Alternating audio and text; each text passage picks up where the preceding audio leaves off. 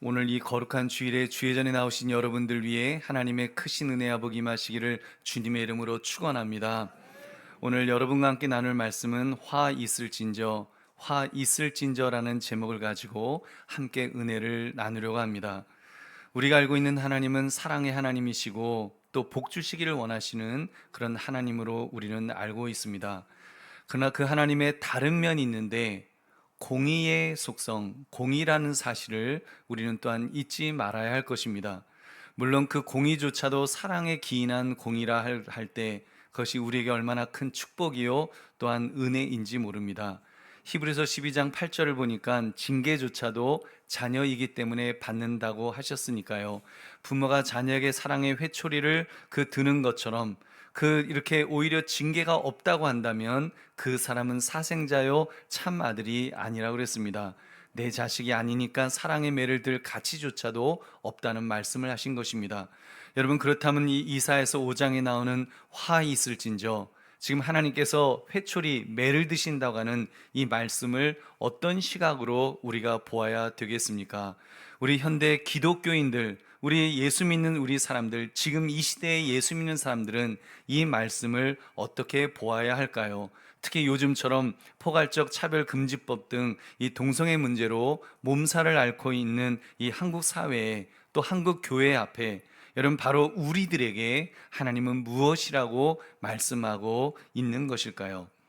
여러분, 우리는 화 있을진저라고 경고하시는 말씀에 우리는 귀를 기울여야 할 것입니다. 여러분, 오늘 이 8절 우리가 읽진 않았지만 8절부터 이렇게 23절까지 내용을 보면 그런 화 있을진저라고 하시면서 하나님의 경고의 메시지가 나옵니다. 8절에서는 사람이 저지르는 악한 일에 대해서 경고하셨고 9절 10절에서는 탐욕스러운 부자들에 대해서 경고하셨습니다. 또 11절부터 17절까지에서는 술 취하고 방탕한 자들에 대해서 또한 경고하셨습니다. 그리고 오늘 본문 18절부터 보시면 여러분, 우리가 이 경고의 말씀에 우리가 좀 더 귀를 기울이려고 합니다.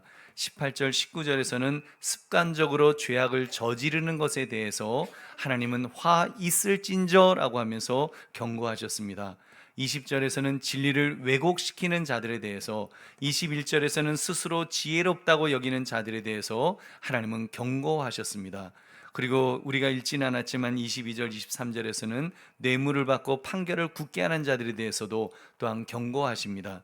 여러분, 이사야 선지자는 이렇게 하나님의 진노가 임할 것을 강력하게 경고하였습니다. 화 있을진저, 화가 있을 것이다, 재앙이 있을 것이다, 하나님이 그 징계의 매를 드실 것이다 라면서 강력한 경고의 말씀을 선포하였던 것입니다. 여러분, 그중 요즘 우리가 직면하고 있는 문제와 연결지어서 우리가 오늘 세 가지를 살펴보며 은혜를 나누고자 합니다. 우리 첫 번째로, 습관적으로 죄악을 저지르는 것에 대해서 하나님은 진노하십니다. 습관적으로 죄악을 저지르는 것.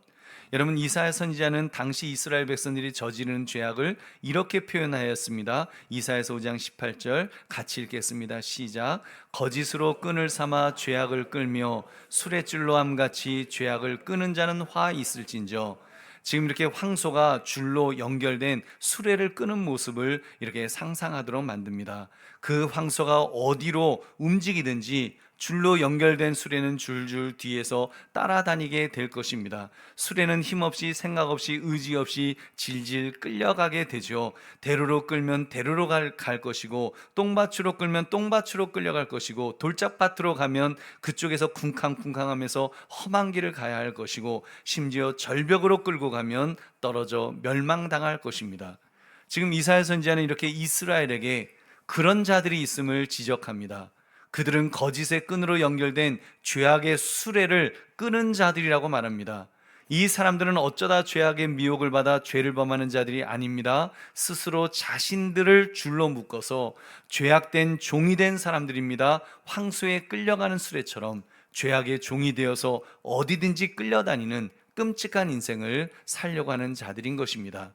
여러분, 사실 사탄에게 매여서 사단 마귀에게 끌려가는 인생이 바로 이런 모습이 아니겠습니까? 이런 사람은 양심이 마비되어서 하나님 앞에 이제 냉수적인 태도를 취한다고 했습니다. 그 19절 말씀 우리 같이 읽어보겠습니다. 19절 말씀 시작. 그들이 이르기를 그는 자기의 일을 속속히 이루어 우리에게 보게 할 것이며 이스라엘의 거룩한 이는 자기의 계획을 속히 이루어 우리가 알게 할 것이라 하는도다. 여러분, 이런 내용입니다. 하나님더러 서두르시라 하여라. 그가 하고자 하시는 일을 빨리 하시라고 하여라. 그래야 우리가 볼 수 있지 않겠느냐. 지금 그렇게 말하는 것입니다. 이스라엘의 거룩한 자는 무엇을 하시는 분이냐? 계획이 있으면 그 일을 이루라 하셔라. 그래야 우리가 볼 수 있지 않겠느냐. 그 말은 이제는 끝났다는 겁니다. 이제는 끝났다. 이제는 하나님도 별 수 없다. 이제는 아무것도 이제는 더 이상 바꿀 수 없고 일어나지 않을 것이다. 이러면서 조롱하는 것입니다. 여러분, 오늘날 이 시대의 모습이 이와 같은 모습으로 지금 바뀌고 있지 않습니까? 하나님이라고 별 수 있겠느냐? 여러분, 직접적으로 말하지는 않더라도 습관적으로 죄악을 저지르는 것에 대해서 이제는 교회 다니는 사람도 별 수 없다. 우리 이런 말을 공공연하게 합니다. 예수 믿는다고 별 수 있겠냐? 뭐 성경 말씀 아이고 뭐 사는데 다 똑같아 뭐 이런 말합니다. 여러분, 요즘 동성애 문제로 동성애를 막아야 한다고 목소리를 높이고 있습니다만, 사실 그거 막는 것도 물론 힘들겠지만 여러분, 그 전에 우리가 직면해야 될 것들이 사실은 더 많이 있습니다. 그것은 이미 이성 간의 성적 타락이 여러분 습관적인 죄악을 자리 잡았다는 사실입니다. 도를 넘어서 이제는 아예 습관적인 죄악으로 자리 잡았습니다. 여러분, 금요기도 때도 잠깐 언급했습니다만 간통죄가 폐지되었습니다. 왜 폐지되었을까요? 여러분, 더 이상 이제는 남편, 아내들이 아무도 간통을 저지르지 않으니까 이제는 다 아주 도덕적으로 깨끗하게 살아가니까 그런 법 필요 없어. 그래서 없어졌을까요? 여러분, 아니죠. 정반대입니다. 강남에 사는 중년들 중에서 남자친구, 여자친구 없는 사람 있으면 나와보라 그래. 이런 이야기가 회자된 것이 한 10년도 훨씬 더 전의 일이었던 것 같습니다. 오피스 와이프, 오피스 허스밴드란 단어가 사회적 이슈가 된 것도 이제는 언제인지 잘 기억이 안 납니다. 여러분, 회사에서 생활하면서 희로애락 깊은 대화를 집에 가서 아내와 나누지 않는다는 것이죠. 여러분, 직장에 있는 젊은 남자 동료, 여자 동료, 그 사람들이 그냥 허스밴드가 되어서 이제는 와이프가 되어서 그분들과 나눈다는 것입니다. 여러분, 지금 세상의 황소가, 죄악의 황소가 수레인 우리를 끌고서 더 깊은 쾌락의 늪으로 끌고 들어가는 그런 형국이 되고 있는 것입니다. 여러분, 5년 전에는 낙태죄에 대해서 여성의 자기결정권을 과도하게 침해한다는 이유로 헌법 불합치 판결이 내려졌습니다. 이제는 낙태라는 말도 바꿔버렸습니다. 임신 중지랍니다. 임신이 중지된 것이다. 이렇게 표현을 바꿨습니다. 국가는 임신 중지를 건강권으로 보장하라 피켓을 듭니다. 내 몸에 법 대지 마라, 내 몸에 법을 대지 마라는 앳된 얼굴을 예쁘장한 아가씨가 그런 피켓을 들고 있었습니다. 법이 자기 성생활에 간섭하지 말라는 겁니다. 낙태죄 폐지, 새로운 세상이란 피켓도 있었습니다. 결국 어떻게 되었습니까? 진짜 새로운 세상이 되어버리지 않았습니까? 여러분, 남성, 여성으로 구성되어 있던 세상이 이제는 동성, 무성, 다성, 별 회개한 성을 다 주장하면서 인정해주는 그런 세상이 되고 있습니다. 이미 여러 나라들은 이미 그런 새로운 세상으로 아예 바뀌어져 버렸습니다. 여러분, 우리도 차별금지법이 통과되고 나면 성별에 남성, 여성 이제 이것만 있는 것이 아닙니다. 동성란도 있고요, 트랜스젠더 여러분 아시죠? 그런 거 다 이제 인정하는 겁니다. 젠더 플루이드도 있습니다. 젠더, 성이 남성, 여성 이게 흘러다닌다는 겁니다. 아침에 내가 느낄 때 왠지 내가 그 힘이 없어, 힘이 없고 뭔가 내가 좀 마음이 그래, 나는 여성이야. 그러면 이제 여자 화장실 가서 쓰다가 오후에 가서 나는 남성이네. 그러면 또 남자 화장실 가서 쓰고, 그게 정당화되는 세상이 지금 되는 겁니다. 아젠더도 있습니다. 나는 왜 나보고 남성, 여성이라 그러냐? 그런 거 재단하지 마라. 나는 아예 성이 없다. 나는 그런 걸로 재단하지 마라. 그 사람은 아무 데나 다 갈 수 있겠죠. 무성이니까. 여러분, 그래서 화장실도 이제는 그렇게 남자 여자 화장실에서 이제는 그런 분들도 쓸 수 있는 화장실을 만들어라. 그러다가 아예 이제는 화장실이 그냥 하나가 돼 버리는 지금 그런 세상으로 점점 변화되고 있습니다. 여러분, 어쩌다가 이런 세상이 되어 가는 것일까요? 여러분, 동성애자가 낙태죄 폐지를 주장하지는 않았겠지요. 본인들은 임신할 수가 없는데 관심을 가지기나 했겠습니까? 간통죄, 여러분, 동성애자들은 어차피 남녀간의 불륜을 원천적으로 안 할 사람들이기 때문에 관심을 가졌겠습니까? 남녀 가정을 지켜야 될 남자와 여자들이 습관적으로 죄악을 저지르니까 여러분, 하나님의 진노가 임하는 것입니다. 이제는 습관적일 정도가 아니라 제도적으로 죄 짓는 세상을 만들어 버렸습니다. 아예 이제는 간통, 이제는 죄 아닙니다. 간통하는 거, 남편 있는 사람이, 아내가 있는 사람이 다른 사람 만나도 법적으로 아무런 죄가 안 됩니다. 그러니까 동성애자들이 이렇게 외치고 있습니다. 남성이다 여성이다 주장하는 너희들은 잘 살았냐? 너희들은 가정을 제대로 지켰냐? 너희는 제대로 사랑이나 하고 사냐? 지금 그런 이야기 하는 겁니다. 조금 전 말씀드린 것처럼 습관적으로 죄악을 저지르다 못해서 가정을 보호하기 위해서 만든 법까지 폐지하면서 습관적으로 죄악을 더 많이 짓게 떠가는 것을 보니까 우리를 비웃는 것입니다. 똥 묻은 개가 겨 묻은 개를 나무란다라고 지금 동성애 반대하는 우리들 향해서 그렇게 손가락질하는 겁니다. 너희는 더 추악한 죄를 습관적으로 저지르고 있으면서 우리 동성애를 가지고 정죄하느냐? 지금 그렇게 말합니다. 여러분, 그러니까 여러분, 먼저 우리들이 회개해야 될 줄로 믿습니다. 습관적인 죄악에 빠져들고 있는 우리들이 먼저 회개해야 합니다. 한국교회가 먼저 하나님 앞에서 습관적인 죄악을 저지르며 습관적인 죄악을 더 잘 저지를 수 있도록 법까지 폐지했던, 정말 그런 간통죄를 폐지했던 그 순간에 방관했던 그 죄부터 우리가 회개해야 될 줄로 믿습니다. 그리고 분명히 합시다. 여러분, 이제는 그런 더 이상 그렇게 습관적인 죄가 이제 정상이 되지 않도록, 그것들이 더 이상 자리 잡는 세상이 되지 않도록 여러분 막으시기를 주의 이름으로 축원합니다. 여러분, 동성애는 죄라는 진리를 분명히 합시다. 그런 점에서 여러분, 동성애는 죄라는 사실을 분명히 해야 됩니다. 하나님께서 성경을 통해서 죄라고 말씀하셨기 때문입니다. 레위기 18장 22절 우리 같이 읽겠습니다. 시작. 너는 여자와 동침함 같이 남자와 동침하지 말라. 이는 가증한 일이니라. 아멘. 동성애는 하나님 앞에서 가증한 일이라고 말하는 것입니다. 망측한 일이라는 것입니다. 하나님 보시기에 역겨운 것이라. 여러분, 그러면 하지 말아야죠. 여러분, 하나님 앞에서 하지 말아야죠. 그리고 하더라도 설령 정말 내가 도저히 못 참아서 하더라도 죄의식은 가지고 해야죠. 죄의식을 가지고 해야죠. 하나님이 죄라고 하시면 죄라는 것을 인정하면서 살아야지 구원받을 수 있지 않겠습니까? 여러분, 하나님 보고 바꾸라고, 하나님 보고 죄를, 그 죄가 아니라고 말하고 윽박 지르면서 아예 그런 법을 만들면서 여러분 어떻게 구원받을 수 있겠습니까? 여러분, 구약에서만 지적하는 것 아닙니다. 로마서 1장 26절 27절 우리 같이 읽겠습니다. 시작. 이 때문에 하나님께서 그들을 부끄러운 욕심에 내버려 두셨으니 곧 그들의 여자들도 순리대로 쓸 것을 바꾸어 영리로 쓰며 그와 같이 남자들도 순리대로 여자 쓰기를 버리고 서로 향하여 음욕이 부릴 듯하며 남자가 남자와 더불어 부끄러운 일을 행하여 그들의 그릇 때문에 상당한 보응을 그들 자신이 받았느니라. 아멘. 여자들이 순리대로 쓸 것을 바꿔서 영리로 쓰는 죄를 저지른다고 말씀합니다. 남자들도 여자 쓰기를 버리고 남자가 남자를 향해서 음욕이 부릴 듯 일어난다는 것입니다. 남자가 남자와 더불어 부끄러운 일을 행한다는 것입니다. 여러분, 그러면 보응을 받는 거예요. 보응을 받는 거예요. 아프리카, 우간다, 나이지리아 상당한 보응을 이미 받았습니다. 실제로 받았습니다.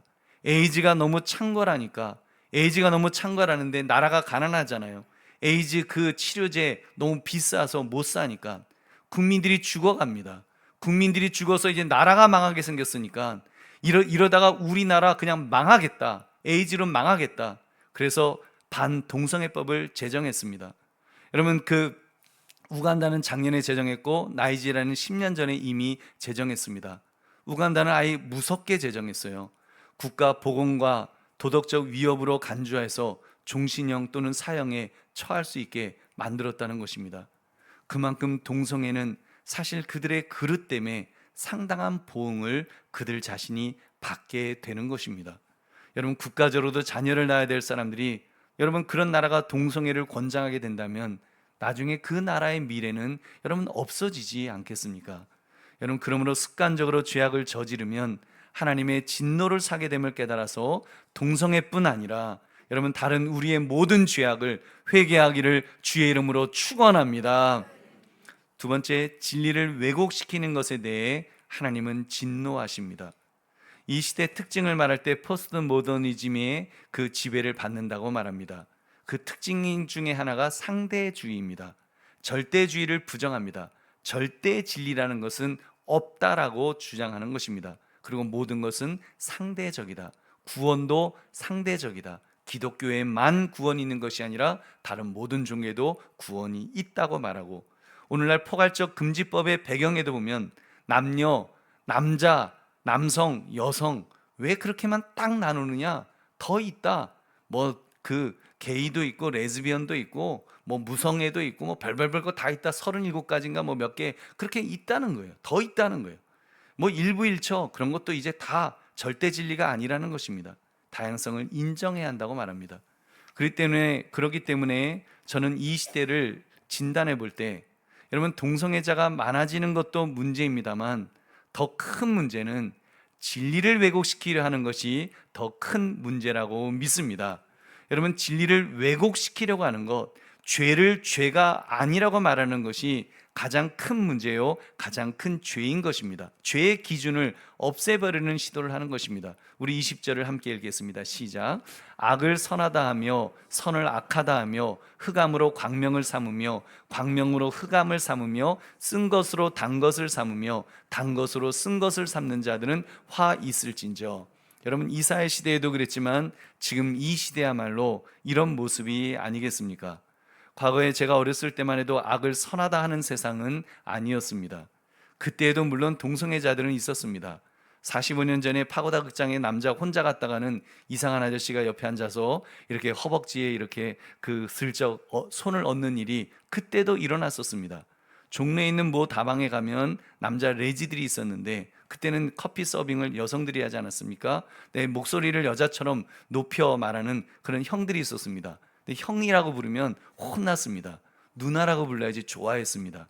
소위 게이 누나들이 있었던 것입니다. 여러분, 그때에는 게이나 레즈비언이 남성, 여성처럼 하나의 성이라고 주장하지는 않았습니다. 잘못된 것인 줄 알면서 자기 마음이 어쩔 수 없다면서 그게 남색을 했던 그런 세상이었습니다. 근데 지금은 어떻습니까? 동성애는 이제 비정상이 아니라는 것입니다. 정상이라는 것입니다. 어린아이들에게 권장해야 될 그 정상이니까 눈꼽만큼이라도 차별해서는 안 된다고 말합니다. 그것이 바로 포괄적 차별금지법입니다. 여러분, 사실은 우리 이미 차별금지법은 많이 있습니다. 그 장애인을 차별하지 마라, 그리고 동성애자들도 뭐 취직하는데 그런 거 차별하지 마라, 그런 법들은 이미 다 있습니다. 포괄적 차별금지법, 이게 아주 사악한 법입니다. 서방에서 이 법이 통과되고 나니까 이제는 기독교인들조차도, 목회자들조차도 동성애는 죄라고 말할 수가 없습니다. 아니, 동성애는 죄가 아니라고 주장하게 되었습니다. 감사하게도 한국교회는 보수적이어서 그래도 이런 법이 통과되지 않도록 우리가 지금 막고 있습니다만, 유럽의 교회들, 미국의 교회들은, 선진국들은 다 무너졌습니다. 오히려 동성애 반대 설교를 했다고 미국 감리교에서 감독이 예배 시간에 그 교회에 달려와 갖고 목사를 파면한다. 그래서 목사를 파면시켰습니다. 여러분, 그게 실제 있었습니다. 이게 그냥 있는 말이 실제 있어요. LA 트랜스 한인연합교회 강현중 목사님이십니다. 로스 팰리스 연합감리교회 심병욱 목사님 파면되었습니다. 다행히 성도들이 그 공동회의에서 3분의 2 이상이 아예 그런 교단 탈퇴하자면서 교회에서 나왔습니다. 여러분, 그런 일들이 지금 미국에서 벌어지고 있습니다. 여러분, 이제는 동성애는 죄가 아니라고 진리를 왜곡시켜 버렸다는 것을 의미하는 것입니다. 교회조차도 말입니다. 교회조차도. 저는 죄를 죄가 아니라고 하는 이 죄가 더 크다고 봅니다. 진리를 왜곡하는 죄의 말입니다. 근데 이 문제는 진리를 왜곡시키는 일이 사실 동성애 문제만은 아닙니다. 동성애 문제만 아니에요. 사회 전체가 지금 그렇게 진리를 왜곡시키는 그런 일들을 저지르고 있습니다. 요즘 정치인들이 죄를 지어놓고 죄 지었다고 하는 사람을 보셨습니까? 뻔뻔하게 눈에 훤히 그 죄가 보이는데도 딱 잡아댑니다. 아주 딱 잡았대요. 정치인을 지지하는 사람들도 또 맞대요. 그 사람 또 옳대요. 여러분 박수를 쳐줍니다. 그렇게 버티면 살고 죄 지었다고 자백해버리면 매장이 되어버리는 그런 세상이 된 것입니다. 제가 볼 때는 국민들도 사실 똑같이 나쁩니다. 국민들도 똑같이 나빠요. 우리 교회 다니는 사람들, 믿는다고 하는 사람들도 진리를 왜곡하는 일에 동조하고 있지 않습니까? 여러분 억울하십니까? 이런 얘기 듣기? 여러분은 예외라고 생각하십니까? 여러분 지금 시대가 그렇습니다. 전 세계적으로 그렇습니다. 죄가 아니라는 것입니다. 미국 보수주의 TXSC 성범죄를 저질러 놓고 뻔뻔스럽게 고개를 빳빳하게 들고 있습니다. 그를 열광적으로 지지하는 사람들 미국 시민들 중에 절반입니다. 기독교인들이 그 얘기합니다. 더 큰 문제는 보수의 가치를 지키려면 땡땡씨 그분 지지하지 않을 수 없다고, 그 지지할 수밖에 없다고 안타깝게 그런 세상이 지금 되고 있습니다. 대한민국은 어떻습니까? 이 땡땡씨, 조 땡땡씨, 김 땡땡 여사, 여러분 지금처럼 정치인들이 살기 좋은 세상은 저는 없다라고 봅니다. 제가 보기에는 정치인들 너무 살기 좋은 세상 되었어요. 죄를 지어도 버티면, 어떻게든 버티면 감옥에 안 갈 수도 있겠구나. 죄 안 지었다고 빡빡빡빡 우기고 버티면 국회의원도 될 수 있고 대통령도 될 수 있겠구나. 여러분 그런 세상 지금 되지 않았습니까? 죄를 죄라고 말하지 않는 세상, 죄를 죄가 아니라고, 이 정도 죄는 죄도 아니라고 덮어주는 세상. 여러분 그렇게 진리가 왜곡되는 세상을 우리는 살아가고 있습니다. 우리 보배는 성님들, 포괄적 차별금지법, 진리를 그렇게 왜곡시키는 법이기 때문에, 그건 아예 법으로 그렇게 딱 만들어버리는 법이기 때문에 위험한 것입니다. 죄를 죄가 아니라고 여길 뿐 아니라 그렇게 가르치도록 만드는 법이기 때문에 더 나쁩니다. 여러분 성교육을 예로 한번 들어보겠습니다. 성교육, 여러분 우리 어르신들 학교 다니실 때 학교에서 성교육 받으셨습니까? 못 받았죠. 친구들이 가르쳐줬죠. 빨간 책, 야한 책, 이상한 거 보면서 킥킥거리면서 그렇게 우리 성교육 받았습니다. 그런 것 때문에 얼마나 왜곡된 성지식이 들어와서 사실 우리 어른들을, 우리 그 어르신 세대들이 얼마나 성생활이 힘들고 그런 그 어려움을 겪었습니까? 그런데요, 이제는 학교에서 성교육을 그래도 가르쳐 준답니다. 우리 어린 자녀들에게 제대로 된 성교육을 가르쳐 준다는 거예요. 그래서 다행이라고 생각했는데, 앞으로 차별금지법이 통과되고 나면 학교에서 동성애를 가르치겠다는 겁니다. 동성애. 여러분의 자녀에게, 여러분의 손주들에게 학교에서 의무적으로 가르치겠다는 것입니다. 왜요? 성교육도 차별하면 안 되니까요. 성교육도 차별하면 안 되니까. 남녀 간의 그런 그 성의 모습도 가르친다면, 그러면 동성 간의 성의 모습도 가르치는 것이 마땅하다는 겁니다. 그리고 실제로 그렇게 가르칩니다. 지금 미국은 그렇게 가르치고 유럽은 그렇게 가르치고 있습니다.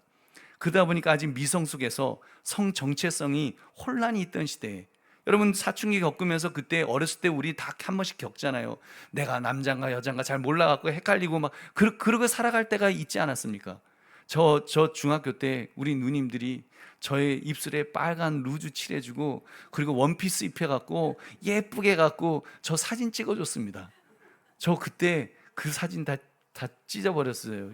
여러분 다 찢었으니까 여러분 찾으려고 하지 마십시오. 근데 그때 여러분 차별금지법이 통과되었더라면 저는 엄청난 칭찬을 들었을지도 모릅니다. 은희라 축하한다. 너의 정체성을 찾았구나. 정체성을 찾았구나. 여러분 이 훌륭한 학생에 박수를 쳐줍시다 하면서 박수를 쳐줬을 것입니다. 여러분 지금 학교에서 그런 일들이 지금 이미 그 법이 통과된 나라는 그렇게 지금 그런 일이 벌어지고 있습니다. 제 아이가 그 말을 하는 거예요. 아빠, 아이들이 미쳤어요. 왜? 중고등학생들이 학교에서 그렇게 소위 말하는 그 뭐죠? 커밍아웃 한다 그러죠. 자기가 이제 그 게이가 되었다, 레즈비언이 됐다 그러면 온 학교가 박수 치면서 그 아이를 영웅시한다는 겁니다. 이야, 아무개 용기 있다. 아무개 이제 성 정체성을 제대로 찾았구나. 축하한다. 그러면서 그래갖고 애들이 서로 정말 이렇게 막 동성애자가 되고 싶어서 막 그렇게 안달이 되어 있다는 것입니다.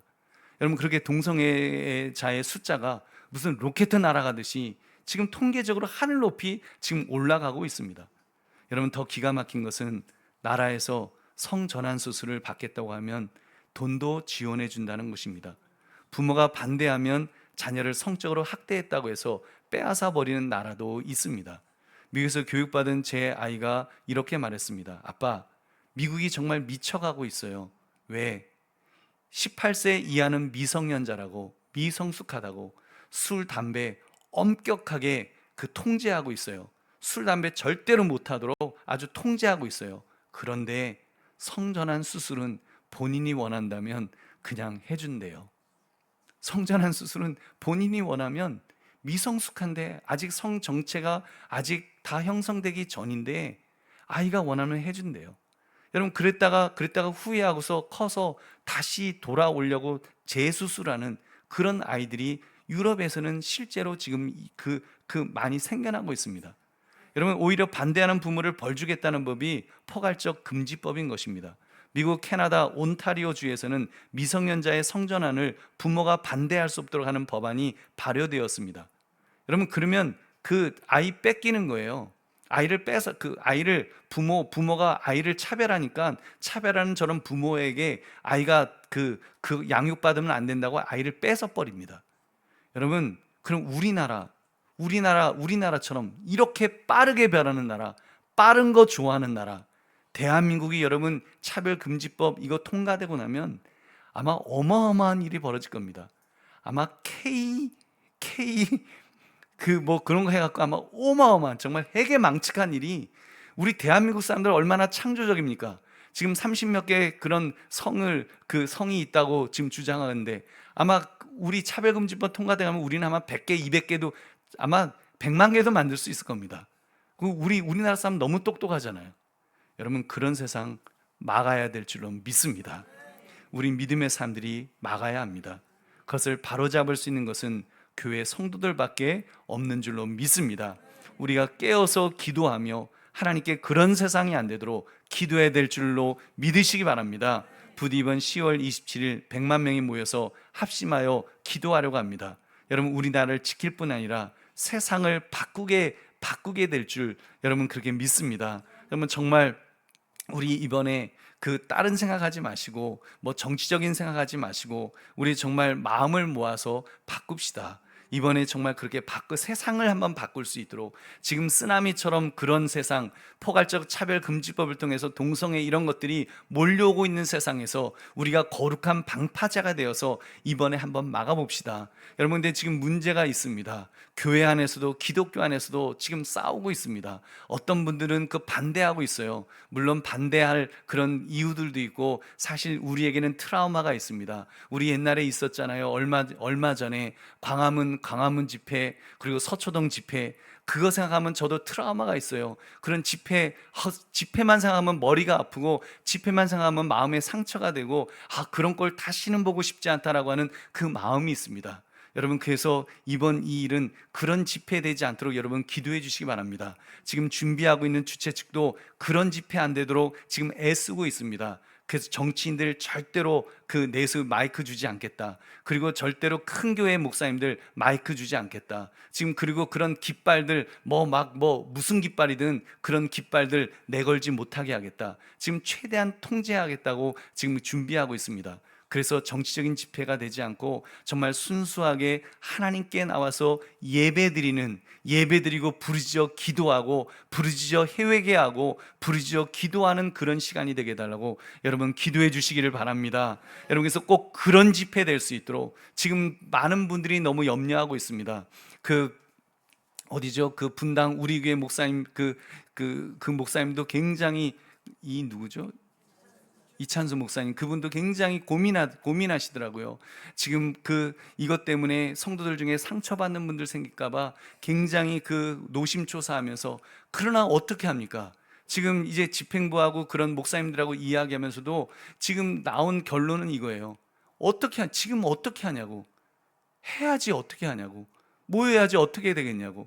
기독교인들이 하겠다고 5개 교단 총회가 다 결의하고 지금 온 한국 기독교가 일어나서 이번에 한번 그렇게 모여서 예배드리면서 그 모습을, 그런 반대하는 우리의 모습을 보이겠다고 했는데, 만약에 한 20만 명, 30만 명 모여갖고 쬐끔 모여서 거기서 와와와 거리면 이제 완전히 한국 기독교는 무너지는 겁니다. 한국 기독교 저거 아무것도 아니네. 정치인들이 볼 때 저 한국 기독교 좀 말만 저렇지 뭐 저거 별거 아니네. 이렇게 되면 여러분, 차별금지법 정치인들은 통과시키는 겁니다. 왜냐하면 정치인들은 49대 51% 다수 51%, 왜냐하면 그 51%의 힘을 실어줘야지 자기들이 국회의원이 될 수 있거든요. 그래서 그 사람들은요, 철저하게 숫자에 따라가는 사람들입니다. 숫자 많은 쪽으로 따라가는 사람들이에요. 그게 정치공학이에요. 거기에 무슨 진보고 뭐 보수고 그런 거 없습니다. 국민들은 진보 보수가 있는데 국회의원들은 진보 보수가 없어요. 자기가 국회의원 될 수 있는 길이면 그 길로 가는 겁니다. 여러분, 지금 그렇잖아요. 그러니까 당도 옮기잖아요. 세상에 당 옮기는 나라는 아마 우리나라밖에 없을 겁니다. 당을 어떻게 정치인이 옮겨요? 사상이 다른데. 여러분, 그런 세상이기 때문에 우리가 비둘기 같은 순결과 함께 뱀 같은 지혜를 가지고 이번 이 예배가 정말 하나님 순수한 예배가 되게 하옵소서.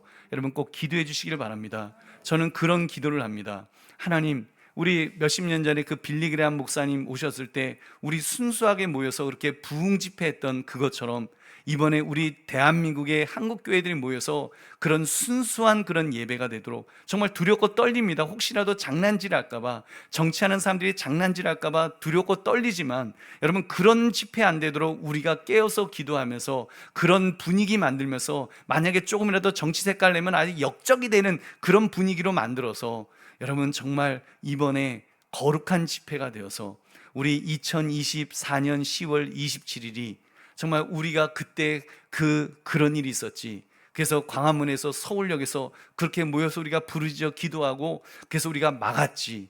그래서 세계의 그 흐름을 우리가 바꾸었지라고 하는. 그래서 이게 우리나라로 끝나지 않고 이것으로 인해서 정말 세계가 바뀌어지는 그런 역사가 일어나기를 바랍니다. 여러분, 그러므로 진리를 왜곡시키는 것에 진노하시는 하나님을 경외하면서 정말 진리를 지키는 일에 앞장서시기를 주의 이름으로 축원합니다. 세 번째, 스스로 지혜롭다고 여기는 것에 대해 하나님은 진노하십니다. 우리 21절을 함께 읽겠습니다. 시작. 스스로 지혜롭다 하며 스스로 명철하다는 자들은 화 있을진저. 여러분, 이것이 바로 이사야 선지자 당시의 사회 모습이었습니다. 가치를 왜곡시키고 자신들의 악을 정당화하려는 자들이 있었습니다. 근데 기가 막힌 것은 그런 악을 행하면서도 스스로 지혜롭다고 여긴다는 것입니다. 스스로 지혜롭다며 스스로 명철하다는 자들은 화 있을진저. 스스로 지혜롭다며 스스로 명철하다 하는 자들은, 스스로라는 단어를 보십시오. 베네미라는 히브리어인데 자신들 눈에라는 뜻입니다. 다른 것 생각하지 않고 자아도취에 빠져서 내가 옳은 그 일을 하겠다는 것입니다. 여러분, 이런 시대가 또 있었습니다. 언제입니까? 사사시대였습니다. 사사기 21장 25절, 그때 이스라엘의 왕이 없으므로 사람이 각기 자기의 소견에 옳은 대로 행하였더라. 사사시대의 이스라엘 백성들이 하나님의 뜻이 아닌 자기 판단과 자기 의지를 따랐던 때가 있었습니다. 성경은 그때를 가리켜서 악한 시대였다라고 말씀합니다. 보배로운 성도님들, 우리는 알아야 됩니다. 여러분, 나의 생각, 인간의 생각, 우리 인간의 생각에 옳다고 하는 그 길은 악한 길입니다. 지혜의 근본과 명철의 시작은 여러분, 우주 만물을 창조하신 하나님에게 있는 줄 믿으시기 바랍니다. 하나님에게 있는 것입니다. 하나님과 그분을 아는 것이 지혜요 명철입니다. 시편 111편 10절 같이 읽겠습니다. 시작. 여호와를 경외함이 지혜의 근본이라 그의 계명을 지키는 자는 다 훌륭한 지각을 가진 자이니 여호와를 찬양함이 영원히 계속되리로다. 아멘. 잠언 9장 10절도 읽겠습니다. 시작. 여호와를 경외하는 것이 지혜의 근본이요 거룩하신 자를 아는 것이 명철이니라. 아멘. 그렇습니다. 참된 지혜와 명철은 하나님을 아는 것인 줄로 믿습니다. 하나님을 경외하는 것인 줄로 믿습니다. 하나님의 뜻을 성경을 붙들고 살아가는 것인 줄 믿으시기 바랍니다. 성경이 기준이 되시기를 주의 이름으로 축원합니다. 근데 지금 이 시대는 정반대로 가고 있습니다. 그 하나님을 부정합니다. 그 하나님을 조롱합니다. 그리고 자아도취에 빠져서 자기들만 옳다고 말합니다. 하나님과 관계없이 인간에게 빠져 있는 겁니다. 인간에게 빠져서 스스로를 지혜롭고 명철하다고 그렇게 믿고 있습니다. 그래서 신이 잘못한 일들을 자기들이 바로잡겠다는 것입니다. 사실 성소수자들, 그분들 너무 불쌍합니다. 그분들 자기가 성소수자인 걸 알았을 때 괴로워하고 힘들어하고 그런 시간들을 겪으면서 괴로워하는 그 모습이 너무 처절합니다. 심지어 스스로 목숨을 끊는 그런 분들도 있습니다. 그분들 불쌍히 여겨야 됩니다. 그분들 그리스도의 사랑으로 품어줘야 됩니다. 근데 사실은 한국교회가 품어주지 못했습니다. 세계교회가 품어주지 못했습니다. 그분들 정죄하고 그분들 혐오하고, 그래서 그분들이 갈 곳이 없어서 스스로 목숨을 끊는 일까지 가도록 그렇게 만들었습니다. 여러분, 동성애만 죄인입니까? 동성애자만 죄인입니까? 이성애자는 죄가 없었습니까? 불륜 저지르고, 여러분 정말 음란한 것들 보고 그런 죄 우리도 다 있지 않습니까? 근데 유독 동성애자들만 혐오하면서 너무나 그들을 벼랑 끝으로 몰아붙이지 않았는가? 사실 우리 그것도 생각해야 됩니다. 근데 그것 때문에 이제 자기들이 지혜를 모은다고, 자기들이 명철을 모은다고 이제 바꾼 겁니다. 신이 잘못한 일들을 자기들이 바로잡겠다고. 동성애자들이 얼마나 고통스럽게 살아가고 있는지 아느냐고 반문하고 있습니다. 여러분, 그래서 정말 이제는 죄가 아니라고 법을 바꾸겠다고, 성경을 바꿔버리겠다고. 그래서 이제는 하나님 아버지도 바꾸겠다고. 하나님 아버지라고 지금 못 부릅니다. 이제 하나님 아버지, 왜냐하면 아버지라고 부르면 그 차별이잖아요. 어머니라고도 불러야 되니까. 그래서 학교에서 엄마, 아빠라고도 못 가르칩니다. 부모 1, 부모 2. 엄마, 그 집에서 어떤 애는 마미, 또 하나는 마마, 한 엄마는 마미, 한 엄마는 마마, 이렇게 부르는 가정들. 그런 세상이 이미 되었습니다. 얼마나 지혜롭습니까? 여러분, 이게 굉장히 지혜로워요. 그 사람들 포괄적으로 차별을 금지하라. 굉장히 지혜롭죠. 근데 그 말이 무서운 거예요. 포괄적이라는 그 말이 무서운 거예요. 그 말 속에 기독교를 말살하고, 그리고 성경을 말살하는 그 사상이 그 속에 다 담겨져 있습니다. 저는 그래서 사실은 동성애자들 이런 분들을 미워하면 안 됩니다. 이런 법을 만들도록 배후에서 영적으로 지금 조정하고 있는 사탄 마귀를 경계하시기를 주의 이름으로 축원합니다. 오히려 엄밀히 말하면 정말 한국교회가 깨달아야 될 것이 하나 있는데, 동성애자들도 그들도 우리가 전도해야 되고 그리스도의 사랑으로 품어야 될 사람들인 줄 믿으시기 바랍니다. 여러분, 그들도 회개하고 주님 앞에 돌아와야 될 사람으로 알고 그들을 정말 사랑으로 품어줄 수 있는 우리 모두가 되어야 될 줄로 믿습니다. 그래서 여러분, 동성애뿐만이 아닙니다. 아까 말씀드린 것처럼 낙태죄 폐지, 그 근본은 건강권이 우선이라는 거기서 시작된 것입니다. 그래서 이제는 낙태라는 말도 바꿔버렸다 그랬죠. 임신 중지권, 임신을 중지할 권한이 여성에게 있다라는 것입니다. 저는 몰랐습니다. 낙태가 임신 중지권이라는 말로 이렇게 예쁘게 포장돼 버렸는지 저는 정말 몰랐습니다.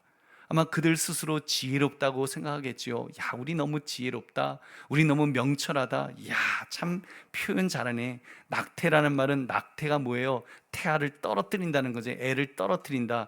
이거 너무 표현이, 이거 너무 혐오스럽고 사람들 싫어할 테니까 임신 중지권. 그러면 여러분, 얼마나 좋습니까? 여성을 보호하는 것 같은 그런 그 말, 스스로 자기들을 지혜롭다고 자랑하고 있겠죠. 그런데요, 그 어디에 아기의 생존권에 대한 배려가 있습니까? 살인하지 말지니라 하나님의 명령에 대한 두려워하는 마음이 여러분 보입니까? 하나님이 죄라고 하는 것을 그렇게 교활하게 바꿔도 되는 것일까요? 여러분, 어떤 인간이 하나님 앞에서 그런 권리를 주장할 수 있겠습니까?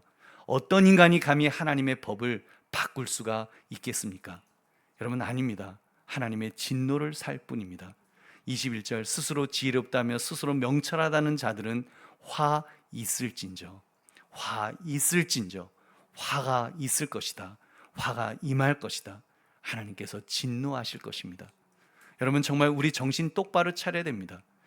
저는 한반도 70년 역사에 이렇게 태평성대를 우리가 누리고 있는데 이게 얼마나 갈지, 여러분, 역사를 우리가 보면, 우리 한국 역사책을 보면 70년씩 이렇게 평화롭게 전쟁 없이 살았던 시대가 거의 없었습니다. 전쟁은 늘 터져왔습니다. 역사를 보면, 역사는 반복된다고 하면 언제 전쟁이 터질지 모릅니다. 지금 우리 북한에서 그렇게 난리를 치고 있는 거 여러분 잘 보고 있지 않습니까?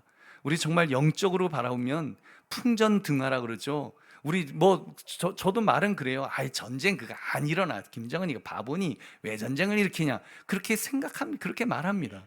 여러분, 우리가 모르는 거예요. 두려워 떨리는 마음으로 하나님의 진노를 사면 여러분 안 되지 않겠습니까? 보배로운 성도님들, 언제까지 세상이 스스로 지혜롭게 여기며 하나님의 진노를 사는 것을 우리가 방관해서 되겠습니까? 막아야 될 줄로 믿습니다. 하나님의 진노가 이 나라, 이 민족에 임하지 않도록 막아야 될 줄로 믿습니다. 그리고 세계에 임하지 않도록, 여러분 기후위기 이런 이야기 하는데 여러분 모릅니다. 어떤 일이 세상에 벌어질지. 하나님의 진노가 백두산을 터뜨려서 정말 이 지구를 다시 정말 그 추운 그런 시절로 바꿔놓을지, 빙하기로 바꿔놓을지 모르는 겁니다. 여러분, 어떤 일이 이 세상에 벌어질지 모르는 겁니다. 곡물이 없어서 굶어 죽어가는 사람들이 무수히 나오는 세상이 언제 닥칠지 모르는 겁니다. 우리는 정말 두렵고 떨리는 마음으로 살아야 될 줄로 믿습니다. 보배로운 성님들, 그래서 진심으로 부탁드립니다. 이번 10월 27일 그 광화문 예배 꼭 동참해 주시기 바랍니다.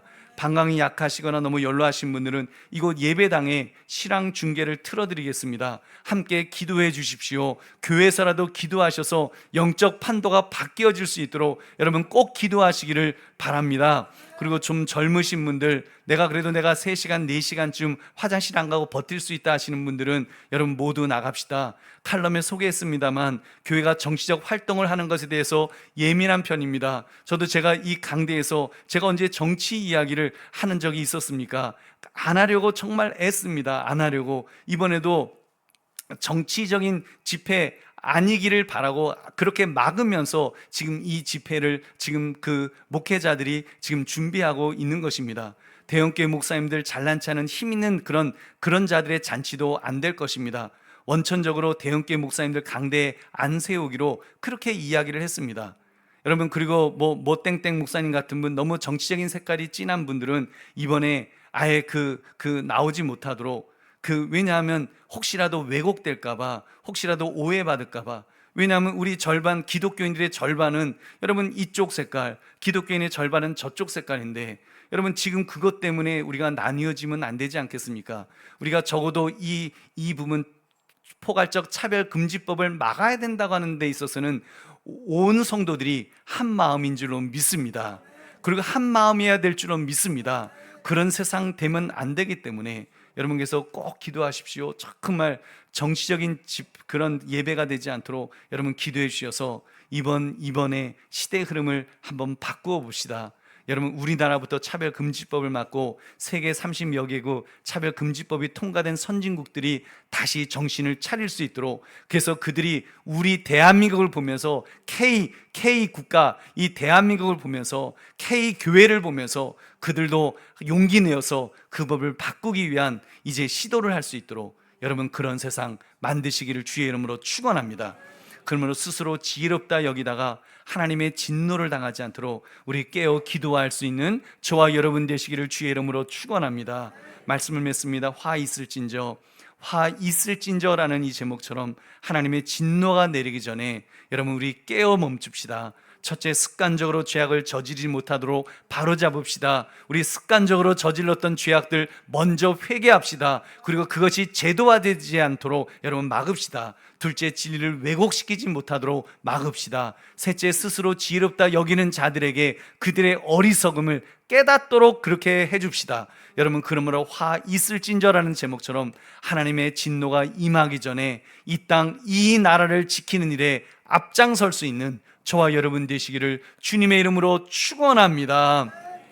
우리 함께 기도하겠습니다. 말씀 생각하시면서 하나님, 화 있을진저 이 말씀 앞에 우리가 두렵고 떨리는 마음으로 하나님, 그런 세상, 그런 나라 되지 않도록 우리가 애써 보겠습니다. 우리가 한 마음으로 한번 주님 앞에 나와 예배하며 부르짖어 기도하겠습니다라고 우리 한번 그런 예배가 될 수 있도록 해달라고 우리 주여 한번 외치고 기도하겠습니다. 주